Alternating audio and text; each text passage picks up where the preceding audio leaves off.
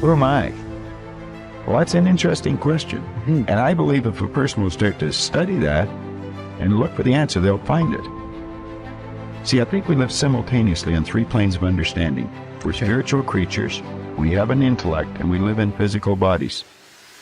Okay. But because we lack awareness or understanding of who we are, we're totally locked into a physical world, and we let things outside of us control us. 95% of the population are reacting to life. They're not really living at all. Don't waste your damn life.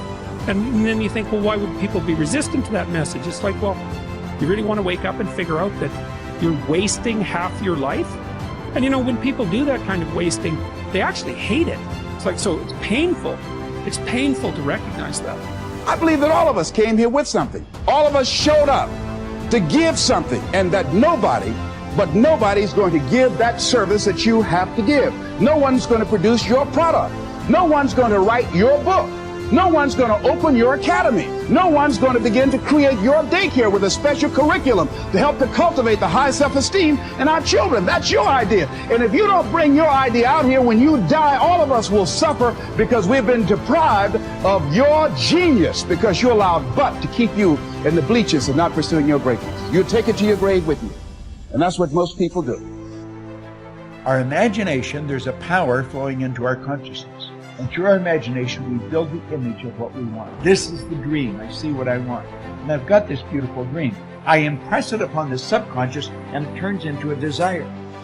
So you don't get what you want, you get what you desire. Waddell's pointed out in the Science of Getting Rich, the desire is the effort of the unexpressed possibility within, seeking expression without, through your actions. Well, that desire is expressed through the instrument of the body, because it changes the vibration of the body. The vibration causes you to act, and the action sets up an attraction. And it's the action-attraction that alters results. You may not be able to do all you find out. I understand that. You may not be able to do all you find out, but you should find out all you can do. See, you don't want to wind up at the end of your life and discover that you've lived only 1/10 of it. And the other 9/10 went down the drain.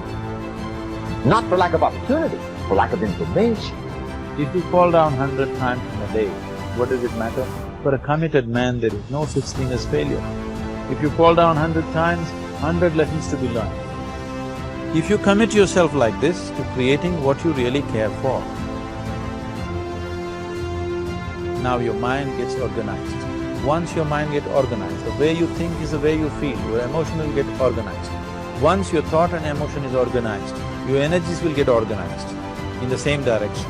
Once your thought, emotion and energies are organized, your very body will get organized. Once all these four are organized in one direction, your ability to create and manifest what you want is phenomenal. You are the creator in many ways.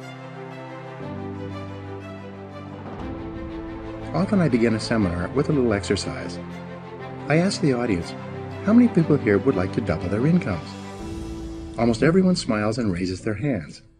I then ask, how many people here would like to lose weight, get out of debt, achieve financial independence?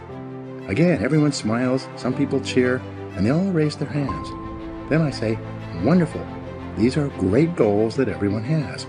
We all want to make more money, spend more time with our families, be fit and trim, and achieve financial independence. Not only do we all want the same things, but we all know what we have to do to achieve them. And we all intend to do those things sometime. But before we get started, we decide that we need to take a little vacation to a wonderful fantasy place called Someday I'll. We say that, someday I'll read that book. Someday I'll start that exercise program. Someday I'll upgrade my skills and earn more money. Someday I'll get my finances under control and get out of debt. Someday I'll do all the things that I know I need to do to achieve all my goals. Someday. Probably 80% of the population lives on someday I'll most of the time. They think and dream and fantasize about all the things they're going to do someday. And who are they surrounded by on someday I'll?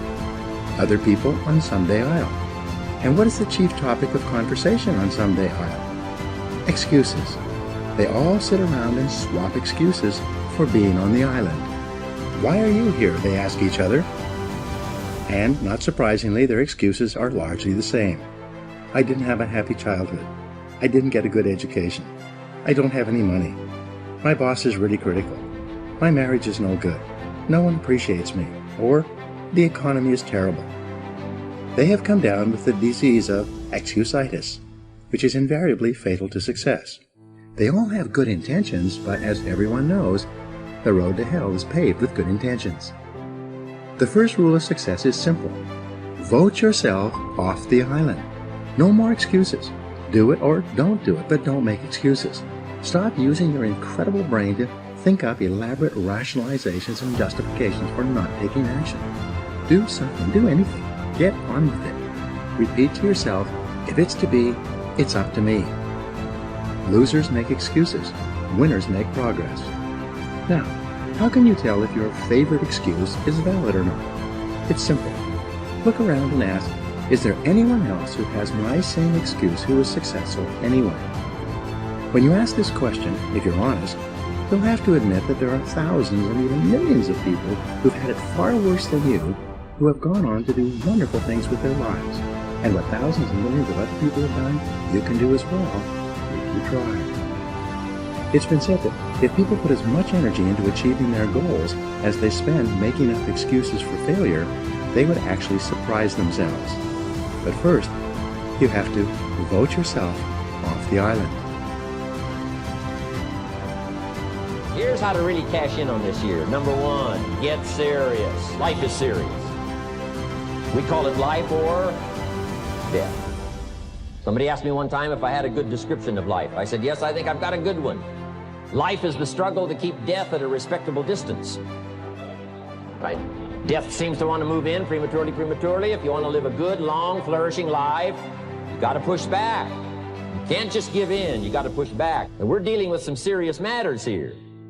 So we can't just, tell the latest 10 jokes and just go home. We're not here to entertain. We're here to instruct. We're here to grow. We're here to learn. We're here to get the best we possibly can. Serious. Life is serious. The future's serious. One ancient novelist said, these are the best of times and these are the worst of times.